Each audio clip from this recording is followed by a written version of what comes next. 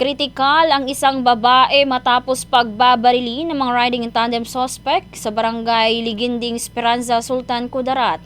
Kinilalang biktima na si Princess Hamila Falses, residente sa Ampatuan, Maguindanao del Sur. Sa nakalap na impormasyon, sakay ang biktima ng kanyang sasakyan nang huminto ito upang sana ay bumili ng tubig nang bigla itong lapitan ng mga suspect sakay ng motorsiklo at pinaulanan ng bala.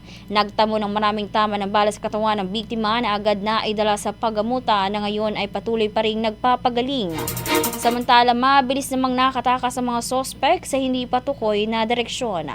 Na-recover naman sa crime scene ang 7 basyo ng bala sa hindi patukoy na uri ng baril. Patuloy ang ginagawang investigasyon ng mga otoridad upang matukoy ang motibo sa krimen at pagkakakilanlan ng mga suspect.